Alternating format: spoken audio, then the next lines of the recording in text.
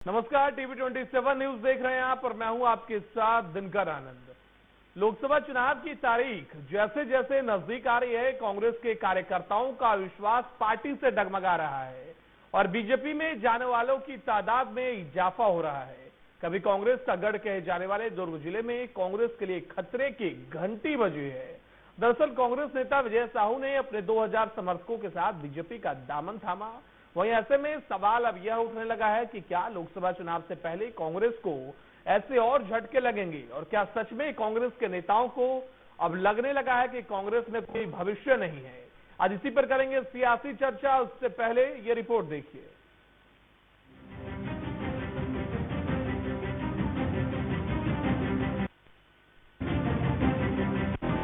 लोकसभा चुनाव की तारीख जैसे जैसे नजदीक आ रही है, वैसे वैसे बीजेपी दरअसल कांग्रेस को एक और बड़ा 2000 लोगों ने बीजेपी में प्रवेश कर लिया है।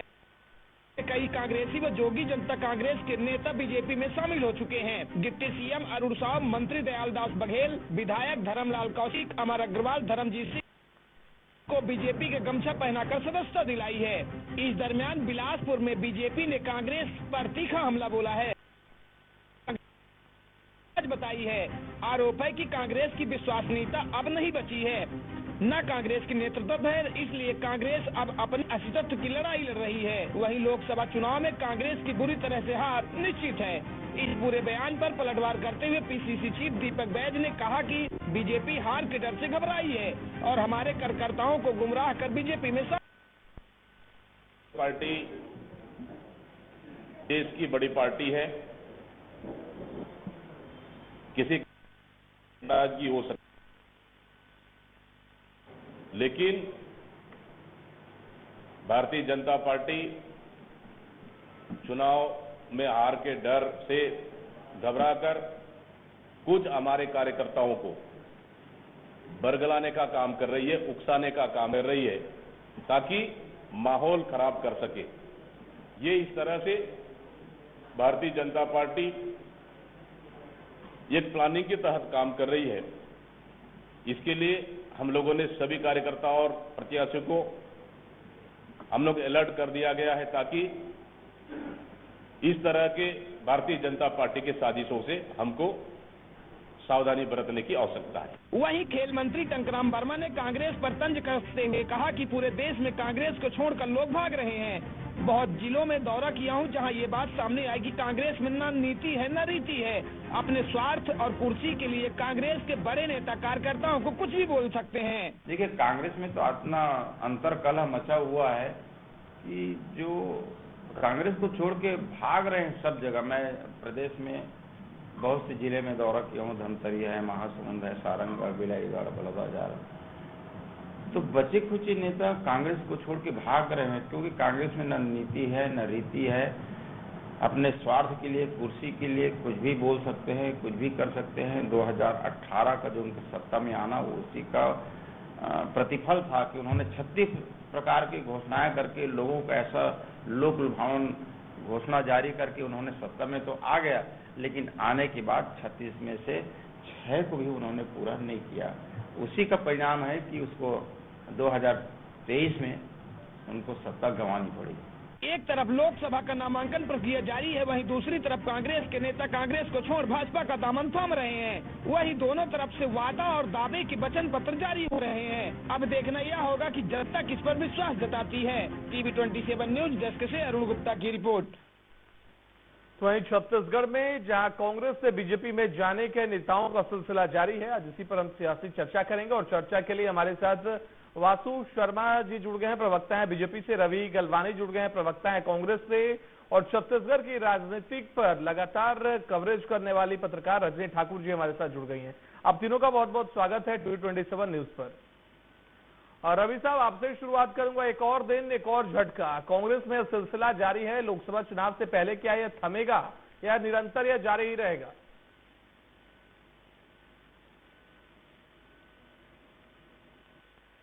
रवि साहब, आवाज मिल पा रही है आपको? ठीक है। वासु साहब, मैं आपसे सवाल लेना चाहता हूं। कांग्रेस को एक और झटका, आप लोग कह रहे हैं आपका कुनबा बढ़ रहा है, लेकिन एक तरफ विश्व की सबसे बड़ी पार्टी का दावा होना, दूसरी तरफ जिन पर आरोप लगाते हैं उनको ही शामिल करना, ये कैसी राजनीति है? देखिए, सबसे पहले तो आपके सभी दर्शकों को नमस्कार, वरिष्ठ पत्रकार महोदय बैठे हैं उनको भी नमस्कार, कांग्रेस के साथी हमारे बैठे उनको भी मेरा नमस्कार। देखिए, भारतीय जनता पार्टी अपना चुनाव लड़ रही है, लेकिन भारतीय जनता पार्टी के जो विचारों से सहमत है उसका पार्टी में स्वागत है। अगर हमारी पार्टी की विचारधारा को अपना के अगर पार्टी में आता है तो उसका स्वागत है। और निश्चित रूप से कांग्रेस की जमीन छत्तीसगढ़ के अंदर अपितु को पूरे देश के अंदर उनके यहाँ जमीन खिंची हुई है, भगदड़ मची हुई है कांग्रेस के अंदर। इस समय आप देखेंगे बस्तर में कुछ दिन पूर्व वहां की महापौर के नेतृत्व में करके 1,500 लोग बस्तर के अंदर में शामिल हुए। आज बिलासपुर में आप देख लीजिएगा कि इससे कई लोग हैं कांग्रेस के जो भारतीय जनता पार्टी में शामिल होना चाहते हैं, क्योंकि उन्होंने काम देखा है। 6 दिन की विस्तृत सरकार का सुशासन देखा है। जो वादा मोदी की गारंटी में था उसको 100% पूरा करने का काम इस 100 दिन के अंदर हुआ है। मैं बात कर लेता हूँ 18 लाख आवास की, बकाया 2 साल बोनस की, महतारी वंदन योजना 70 लाख से ऊपर महिलाओं को खातों में चला गया। अभी दूसरे किस्त भी कल खाते में जाने वाला है। जो कांग्रेस गुमराह की राजनीति कर रही थी उनको जवाब है। इन्होंने भी वादा किया था हर पिछले सब विधानसभा घोषणा पत्र में हर महतारी को 500 रुपए देंगे, किसी को 5 रुपए नहीं दिया। और सवाल भारतीय जनता पार्टी से किया। साहब, आपका कहना है कि बीजेपी की विचारधारा से जिन भी नेताओं की विचारधारा मैच खा रही है वो आ रहे हैं, आप लोग एक्सेप्ट कर रहे हैं। लेकिन साहब मुझे ये बताइए कि लोकसभा चुनाव से पहले ये विचारधारा का पट्टा उनको सूट करने लगा क्या? विधानसभा चुनाव था, उस दौरान तो इतनी भगदड़ नहीं मचती हुई दिख रही थी। देखिए, ये जो पार्टी निर्णय करती है, हमारी वरिष्ठ नेता निर्णय करता है किसको पार्टी में लेना है किसको नहीं लेना है, ये पार्टी के शीर्ष नेता तय करते हैं। और निश्चित रूप से वो मैं ये चीज से करता हूँ भारतीय जनता पार्टी में, यहाँ तक मैं भी बैठा हूँ आपके साथ बात कर रहा हूँ, तो मेरा भी हम लोग का नारा है कि नेशन फर्स्ट, हम देश सर्वोपरि, हम लोग देश के लिए काम करने वाली पार्टी है। ये कोई परिवार की पार्टी नहीं है, देश की पार्टी है, देश के लिए काम करने की वाली है। अगर कोई देश सेवा के लिए भारतीय जनता पार्टी में शामिल होना चाहता है अपने परिवार अपने घर को छोड़ के, तो निश्चित रूप से स्वागत है उसका पार्टी। जी ठीक है। रवि साहब, आपने सुना ये लोग कह रहे हैं कि जो देश का सेवा करना चाहता है वो उनका पार्टी में स्वागत है। आप लोगों को लगातार झटके पर झटका लग रहा है और दीपक वैद साहब ने प्रेस कॉन्फ्रेंस कर कहा कि एक लोग पर पार्टी निर्भर नहीं करती है, जाने से कोई फर्क नहीं पड़ेगा। लेकिन सिर्फ एक नहीं, पिछले 1 महीने से दुर्ग जिले में लगभग 25 से 30 हजार कांग्रेस कार्यकर्ता बीजेपी की ओर रुख कर चुके हैं। ऐसे कैसे चुनाव लड़ेंगे आप लोग? देखिए दिनकर जी, मेरी आवाज आ रही है आप तक? जी बिल्कुल ठीक। देखिए, भारतीय जनता पार्टी क्या कह रही है वो एक अलग विषय है और भारतीय जनता पार्टी क्या कर रही है वो एक अलग विषय है। आज के समय में मुझे अटल बिहारी वाजपेयी जी की बातें याद आ रही है कि सरकारें आएंगी जाएंगी, ये देश रहना चाहिए, देश का लोकतंत्र रहना चाहिए। आज लोकतंत्र को वही भारतीय जनता पार्टी जिसके भीष्म पितामह अटल बिहारी वाजपेयी जी रहे हैं, आज उसी लोकतंत्र को खत्म करने में लगी हुई है। ये एक तरफ कहते हैं कि जो पार्टी की विचारधारा से सहमत है वो आ सकता है, दूसरी तरफ आप इनकी एक्टिविटीज को देखिए। एक तरफ भ्रष्टाचार के आरोप लगते हैं, बाद में कहते हैं कि उनको ये अपने साथ ले लो और कहते हैं कि ये पाक साफ हो गए और अब ये गंगा नहा लिए, ये एकदम पवित्र है। उदाहरण देता हूं मैं, अशोक चव्हाण जब गए उसके पहले आदर्श सोसाइटी का घोटाला लगा था और बाद में वो पाक इनकी तरफ चले गए, राज्यसभा सांसद बन जाते हैं। अजीत पवार जी, उनके लिए भ्रष्टाचार आरोप लगते हैं, ये उनको ले लेते हैं और वो पाक साफ हो जाते हैं, पूरी तरीके से चीजें सही हो जाती है। भारतीय जनता रवि साहब एक सवाल का जवाब दे दीजिए। रवि साहब एक सवाल का जवाब दे दीजिए। बीजेपी पर आप लोगों की तरफ से आरोप लगाए जाते हैं, ईडी, आईटी, सीबीआई, भ्रष्टाचार, अजीत पवार, सारी चीजें अपनी जगह है, लेकिन विजय साहू मुझे उन लोगों में याद आते हैं जिन्होंने आलाकमान पर सवाल उठाया था। इन्होंने चिट्ठी लिखकर सवाल उठाया सोनिया गांधी, राहुल गांधी, प्रियंका गांधी के ऊपर। आलाकमान पर सवाल उठाए जा रहे हैं, नेतृत्व लेकर, नेतृत्व क्षमता पर सवाल उठाए जा रहे हैं, उस पर चिंतन मंथन नहीं हो रहा है आप लोगों का? देखिए दिनकर जी, आप मेरी बात कंप्लीट होने नहीं दिए। नहीं, आप अपनी बातों को रखिए, लेकिन इस बात का जवाब जरूर दीजिएगा। मैं बिल्कुल देखिए, आप एक बात समझिए, विचारधाराओं में सोच में अलग हो सकता है, आपकी सोच मेरी सोच अलग हो, लेकिन जब हम पार्टी के बैनर के तले काम करते हैं तो हम एक कॉमन सोच के अंतर्गत, एक विचारधारा के अंतर्गत काम करते हैं। कि एक पार्टी की सोच क्या है, विजन क्या है, उसके अंतर्गत हम चलते हैं। उस पार्टी के विजन में अगर कोई व्यक्ति आता है, उसको लगता है कि मेरी विचारधारा वैसी है, तो स्वागत हो। लेकिन यहाँ बात उस बात की नहीं है। आप पर्दे के पीछे देखिए भारतीय जनता पार्टी क्या कर रही है। एक एक करके दूसरी विपक्ष की पार्टियों की नींव को कमजोर कर रही है, आरोप लगा रही है, डरा रही है, धमका रही है। फ्रंट में कोई कुछ कह रहा है, लेकिन पीछे कुछ और बातें हो रही है। और एक उदाहरण नहीं है, आप पूरे देश में देख लीजिए, ऐसा क्यों हो रहा है? सारे लोग जो है वो डर के मारे भारतीय जनता पार्टी की तरफ जा रहे हैं। रवि साहब, आपकी बात सही हो सकती है, जनता ये बातों को सुन रही है, लेकिन मेरा सवाल यह है कि क्या 25 से 30 हजार दूर के जिले के कार्यकर्ताओं को बीजेपी ने दबाया या वो अपनी मर्जी से गए? इस सवाल का आप जवाब दे दीजिए। मैं इसका भी जवाब देता हूँ। देखिए, कोई एक लीडर होता है, अगर एक लीडर, कई सारे कार्यकर्ता अपने उस लीडर के साथ जुड़े हुए रहते हैं। अगर लीडर कोई पार्टी छोड़ करके जाता है तो उसके साथ के जो जुड़े हुए कार्यकर्ता हैं, जो उसकी टीम है, वो भी बट ऑब्वियस सी बात है कि कुछ लोग वहां जाते हैं। तो जो इतने सारे कार्यकर्ता जा रहे हैं, तो कहीं ना कहीं कोई किसी लीडर के साथ जुड़े हुए रहेंगे, या कहीं ना कहीं उनकी भी चीजों को, उनकी सोच को उस तरह से बना दिया गया होगा। मेरा यही कहना है कि इस तरह की चीजें भारतीय जनता पार्टी कर क्यों रही है? क्यों डर भय का माहौल क्रिएट कर रही है? पूरे देश में हाहाकार मचा हुआ है। क्यों लोकतंत्र के ऊपर प्रहार कर रही है?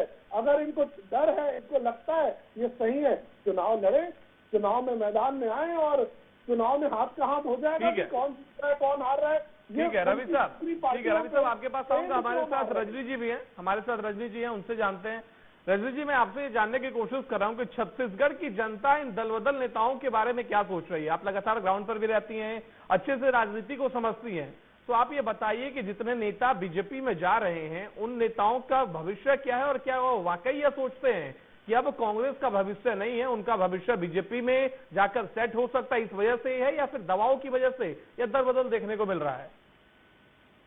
बिल्कुल, देखिए, कार्यकर्ताओं की नाराजगी किसी भी पार्टी के लिए बड़ा मुद्दा रही है। जब भाजपा 15 साल के बाद 15 सीटों पर सिमटती है तो उसका एक बड़ा कारण होता है कार्यकर्ताओं की नाराजगी। बिल्कुल। और जब कांग्रेस 75 पार का नारा देकर सिर्फ 36 सीटों पर सिमटती है तो उसके पीछे भी कहीं ना कहीं कार्यकर्ताओं की नाराजगी भी कारण है।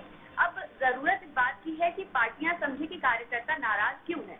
बिलासपुर की जिस बात का आपने जिक्र किया कि 2000 कार्यकर्ता शामिल हुए, तो इस लिहाज से अगर हम देखें कि 2000 कार्यकर्ता शामिल हुए हैं तो जरूर एक बड़ा नंबर है, लेकिन इसमें कोई बड़ा चेहरा नजर नहीं आता है। तो ये एक राहत की बात हो सकती है कांग्रेस के लिए। पर बिलासपुर जैसी जगह जहां पर 1996 के बाद कांग्रेस ने कोई भी लोकसभा सीट नहीं जीती है, अभी भी वहां पर मुकाबला काफी कड़ा है, तो ऐसे में कांग्रेस को सोचना चाहिए कि नाराजगी सामने क्यों आ रही है। आप ईडी का जिक्र कर सकते हैं, आप भाजपा की नीतियों का जिक्र कर सकते हैं, लेकिन जब पूर्व मुख्यमंत्री भूपेश बघेल के मंच पर रहते हुए सुरेंद्र दास वैष्णव जैसे कार्यकर्ता अपनी नाराजगी जताते हैं, जब देवेंद्र यादव को प्रत्याशी बनाए जाने के बाद जगदीश कौशिक जैसे कार्यकर्ता अनशन पर बैठते हैं, तो कांग्रेस को सोचने की जरूरत है। लखमा के भी बनाने के बाद काफी विरोध देखा जा रहा है, उनको भी प्रत्याशी बनाए जाने के बाद। जी रजनी। बिल्कुल, कवासी लखमा को भी प्रत्याशी बनाए जाने के बाद विरोध देखने को मिल रहा है, जो कि इतने लोकप्रिय नेता माने जाते हैं, अपने क्षेत्र में उनकी काफी पकड़ मानी जाती है। तो बड़े बड़े नेताओं के लिए जो नाराजगी है, और ये जो कार्यकर्ता होते हैं बड़ी संख्या में जो शामिल होते हैं, उनको कोई पद नहीं चाहिए, उनको ये चाहिए कि मंच पर जो बैठे हुए नेता हैं वो आखिरी पंक्ति और उनसे बात करें। जितनी ये बातचीत शुरू हो जाएगी, उस दिन कार्यकर्ताओं की नाराजगी भी दूर होने लगेगी, और कहीं न कहीं पार्टियां यहीं पर कार्यकर्ताओं से बातचीत ना करके, ताकि बीच ना जाके अपनी ही पार्टी को कमजोर करती है। ठीक है वासु साहब, मैं आपसे जानने की कोशिश करता हूं कि भूपेश बघेल पूर्व मुख्यमंत्री, उन्होंने कहा कि कांग्रेस के अंदर बीजेपी ने स्लीपर सेल छोड़ रखा है। क्या वाकई आप लोगों ने छोड़ रखा है? क्या धीरे धीरे उस स्लीपर सेल के जरिए कांग्रेस को तोड़ने में लगे हैं आप लोग? देखिए, पूर्व मुख्यमंत्री जी का यह बयान निंदनीय है। अपने कार्यकर्ताओं को स्लीपर सेल कहना, मुझे लगता है कि एक पार्टी के नेता को सोचना चाहिए अपने कार्यकर्ताओं को स्लीपर सेल कह रहे हैं वो, इसीलिए उनका राजनांदगांव में खुलकर विरोध हो रहा है। राजनांदगांव, ये जो रवि भाई कह रहे थे ना कि पार्टियां क्यों छोड़ रहे हैं कार्यकर्ता, मैं आपको उदाहरण देता हूँ। अभी पत्रकार महोदय ने बताया कि भरे मंच में दाऊ जी ने उनके सामने बैठे हुए कह दिया कि 5 साल तक कार्यकर्ताओं की एक बात नहीं सुनी गई। यहाँ तक मुख्यमंत्री के बंगले में जाने के लिए हमको जगह टाइम नहीं दिया जाता था। तो कार्यकर्ता 5 साल तक तानाशाही सरकार को इस देखे, कांग्रेस के कार्यकर्ता ही खुद ये बात कह रहे हैं, कोई भारतीय जनता पार्टी नहीं कह रही है। जब कांग्रेस के कार्यकर्ता को ये लगता है कि तानाशाही सरकार चल रही थी तो छत्तीसगढ़ की जनता का क्या हाल होगा, इस पर समझ सकते हैं। इन्होंने बड़े बड़े बातें की रवि जी ने, केजरीवाल आईडी IT वाईटी। देखिए केजरीवाल के शराब घोटाले में कांग्रेस का चरित्र देखिए आप, यही कांग्रेस पार्टी है। अजय माकन, सुप्रिया सिन्हा कांग्रेस मुख्यालय में वीडियो दिखा दिखा के कहती थी केजरीवाल को कि 100 करोड़ से ऊपर का शराब घोटाला हुआ है। लेकिन वास्तु साहब अगर कांग्रेस के चरित्र की बात कर रहे हैं तो वही बीजेपी जो कि लगातार प्रफुल्ल पटेल पर आरोप लगाया जा रहा था, प्रफुल्ल पटेल का केस बंद कर दिया गया बीजेपी में जाने के बाद, बीजेपी गठबंधन के साथ शामिल होने के बाद। दिनकर जी, मैं दावे के साथ कह रहा हूँ, रवि जी एक भी केस बता दीजिए किसी के ऊपर ईडी का केस है और उसका केस बंद हो गया होगा, अभी आप बता दीजिए उनका नाम लेके। एक भी आदमी का जिसका ट्रायल चल रहा होगा, किसी का भी केस ईडी ने वापस नहीं लिया है। निश्चित तौर पे कार्रवाई होगी और सजा होगी तो उसको जेल जाएंगे वो, निश्चित तौर पे। मेरा आप ये बताइए कि लगातार आपने आरोप लगाया, आप कैसे आज और आप लोकतंत्र में खतरा बता रहे हैं। लोकतंत्र में खतरा तो आप लोग बन गए भैया कि चोर चोर मुसहरे आपके पास और सब साथ में मिलकर काम कर रहे हैं। जी बिल्कुल, जवाब दे देता हूँ। रवि साहब बताइए किस तरीके से आप लोगों के चरित्र पर सवाल उठाए जा रहे हैं। जो केजरीवाल आप लोगों के खिलाफ आंदोलन करके अपनी राजनीति को उन्होंने शुरुआत की, उनके साथ खड़े दिख रहे हैं आप लोग। अब साथ कौन खड़ा है, किसके साथ कौन नहीं खड़ा है, नहीं है दिनकर जी। बात ये हो रही है कि आज तरीका क्या इस्तेमाल किया जा रहा है। क्या चुनाव जहां चल रहा है वहां पर एक तरफ IT की नोटिस आती है और अकाउंट फ्रीज कर दिए जाते हैं, क्या ये लोकतंत्र है? चुनाव चल रहा है, एक सिटिंग चीफ मिनिस्टर को ऐसी क्या इमरजेंसी थी चुनाव के समय में, जब वो मैदान में है, उनके प्रत्याशी मैदान में है, 2 राज्य में उनकी सरकारें हैं, वहां के चीफ मिनिस्टर को उठा करके अंदर कर दिया जाता है। क्या ये लोकतंत्र की हत्या नहीं है? झारखंड में मजबूर कर दिया जाता है एक व्यक्ति को रिजाइन करने के लिए और वहां की सरकार को अस्थिर करने का प्रयास किया जा रहा है। क्या ये लोकतंत्र पर प्रहार नहीं है? बात इसकी नहीं है कि कौन किसके साथ खड़ा है, बात इसकी हो रही है कि क्या तरीके सही हैं। ऐसी क्या इमरजेंसी थी? क्या चीफ मिनिस्टर कहीं देश छोड़ के जा रहे थे या चीफ मिनिस्टर जो है वो विजय माल्या के जैसे कहीं भाग रहे थे? क्या स्थिति थी? ऐसी कोई इमरजेंसी नहीं थी। न तो चार्जशीट फाइल हुई है अभी तक के उनके खिलाफ, कोई चीज नहीं। लेकिन भारतीय जनता पार्टी ये कह रही है कि ये जो इनके कृत्य है सही है और ये कह रहे हैं कि जो इनके साथ आ रहे हैं लोग, अगर वो गलत है तो उनके खिलाफ कार्रवाई होगी। थोड़ा सा बता तो दीजिए अजीत पवार के खिलाफ पिछले साल भर में क्या कार्रवाई हुई? उन पर कार्रवाई होगी नहीं होगी वो वक्त की गोद में छुपा है, उस पर बाद में चर्चा कर ली जाएगी। लेकिन मैं फिलहाल आप लोगों की स्थिति पर बात करना चाहता हूं कि इससे पहले पूर्व विधायक चुन्नीलाल साहू भी चले गए बीजेपी में, उनका भी वही कहना था कि नेतृत्व नहीं सुन पा रहे हैं हम लोगों की बातों को कोई जहन में नहीं रखता, कोई ध्यान में नहीं रखता, कार्यकर्ताओं से संवाद का जो डोर होता था वो बंद हो चुका है। लेकिन इस तरीके से कैसे आप लोग मैनेज करेगा? चुनाव नजदीक है, चलिए विधानसभा चुनाव में आप लोगों को हार मिला, जबकि आप लोगों को लग रहा था छत्तीसगढ़ जीतना ही जीतना है। देखिए, कुछ नेता नाराज होकर के जो गए हैं उनकी शायद नाराजगी जेन्युइन होगी, लेकिन किसी भी एक व्यक्ति की बात सुन करके फैसले नहीं लिए जाते। अगर कोई किसी को कोई चीज नहीं मिली, कोई पूर्व विधायक रहा है तो उसे विधायक की टिकट मिली थी तब तो वो विधायक बना, जनता ने उसे जिताया तब तो हुआ, तो पार्टी ने उसकी सुनी थी। लेकिन मैं वही बात कह रहा हूँ, दिखाया यानी जो भी कांग्रेस छोड़ के जा रहे हैं, आपका कहना यह है कि जो भी कांग्रेस छोड़ के जा रहे हैं वो अपॉर्चुनिस्ट हैं, कांग्रेस से टिकट नहीं मिल रहा, बीजेपी में जा रहे हैं। देखिए, आज कौन अपॉर्चुनिस्ट है कौन अपॉर्चुनिस्ट नहीं है, ये वक्त के साथ सारी चीजें निकल करके आ जाएंगी। लेकिन भारतीय जनता पार्टी जिस तरीके से लोगों को ले रही है, आप बस्तर से लेकर सरगुजा तक उठाइए, चारों तरफ एक स्वर में बातें आ रही है कि हमको कहीं ना कहीं कम्युनिकेट किया जा रहा है। आज दिल्ली की मंत्री कह रही है कि मुझे भारतीय जनता पार्टी में ज्वाइन करने का ऑफर मिला और बोले हैं कि ईडी के खिलाफ केस बंद कर दिया जाएगा। ये बातें क्यों उठ रही हैं? क्यों पूरे देश में बातें निकल के आ रही है कि बीजेपी कह रही है हमारे पास आ जाओ, हम आपका केस खत्म कर देंगे। अगर धुआं दिख रहा है तो कहीं तो आग लगी होगी, इस बात को भी कहीं तो आग लगी होगी। ये बातें ऐसे ही नहीं निकल रही है। रजनी जी, आपसे मैं जानने की कोशिश कर रहा हूं और दर्शकों को भी बताइए कि जो कांग्रेस को एक के बाद एक झटके लग रहे हैं, जनता के बीच क्या मैसेज दिया जा रहा है कि क्या कांग्रेस वाकई कमजोर हो गई है? विधानसभा चुनाव में देखा कहां 65 से 34 या 35 सीटों पर कांग्रेस पहुंच गई।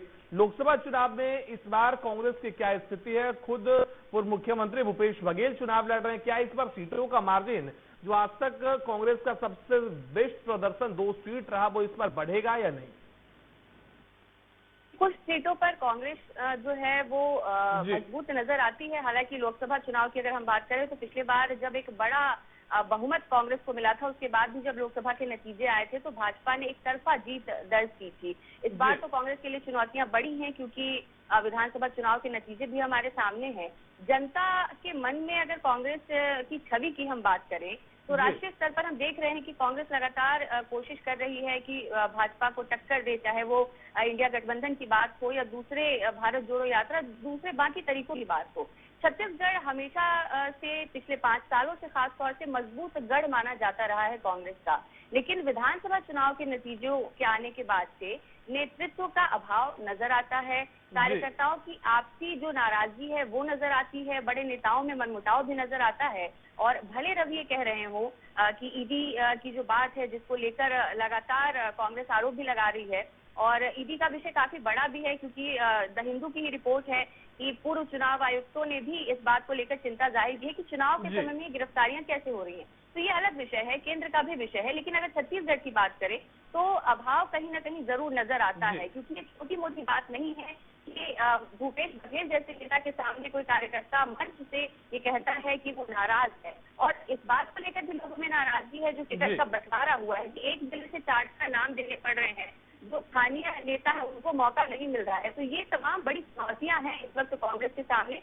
जिनको कहीं ना कहीं जनता भी देख रही है। जी बिल्कुल, लेकिन इसके साथ ही वासु सर, मैं आपसे जानने की कोशिश कर रहा हूं और दर्शकों को भी बताइए कि क्या जितने भी आप लोगों की तरफ से बार बार कांग्रेस की तरफ से आरोप लगाया जा रहा है कि क्या सिर्फ भ्रष्टाचारी विपक्ष में ही है, क्या बीजेपी या फिर बीजेपी के सहयोगी दलों में कोई भ्रष्टाचारी नहीं है जिस पर ईडी की तरफ से कार्रवाई की जा रही है? प्रधानमंत्री बाकायदा और कहते हुए दिखाई दे रहे हैं कि तीसरे टर्म में भ्रष्टाचारियों पर और तेज प्रहार किया जाएगा। आप दिनकर जी बता दीजिए, अगर भ्रष्टाचारी होते तो किसी विपक्ष ने आरोप लगाया साबित कर पाया क्या? आप बताइए, पिछले 15 साल की सरकार में डॉक्टर रमन खतिवड़ की बात कर लेता हूं मैं, 15 साल में इन्होंने क्या क्या आरोप नहीं लगाया? समय की कभी जल्दी से अपनी बातों को रखिएगा, एक फाइनल कमेंट रवि साहब से भी लेंगे। दिनकर जी, तो वही कह रहा हूँ, 15 साल की सरकार पे इन्होंने क्या क्या आरोप नहीं लगाया कांग्रेस सरकार ने? 5 साल कांग्रेस की सरकार रही, 4 एसआईटी इन्होंने बनाई, लेकिन सब हाई कोर्ट में जाके ध्वस्त हो गए। ये सब झूठे बड़े आरोप लगाने से नहीं होता। आप तथ्य रखिए, जैसे ईडी तथ्य रख रही है, आपके सब नेता लोग जेल जा रहे हैं, वैसे आप तथ्य रखिए तो निश्चित रूप से कार्रवाई होगी, लेकिन बेबुनियाद आरोप लगाने से कार्रवाई नहीं होगी। ये जनता देखती है, जनता जागरूक है। बेबुनियाद आरोप लगाने से कार्रवाई नहीं होगी। रवि साहब जवाब दीजिए, आप कुछ कहना चाह रहे थे। बड़ा ही हास्यास्पद है, आज एजेंसी किसके अंडर है? केंद्र के अंडर। केंद्र में भारतीय जनता पार्टी की सरकार, तो जांच कौन करेगा? जांच इन्हीं को करनी है ना, इन्हीं की एजेंसी करनी है। ये रमन सिंह जी की बात कर रहे थे, पनामा पेपर्स इंटरनेशनल लेवल पर नाम आया है, नेशनल लेवल पर भी नहीं। उसके ऊपर तो किसी की भी एक आदमी का कंट्रोल नहीं था। इंटरनेशनल पेपर्स पनामा में नाम आता है, जांच कौन करेगा?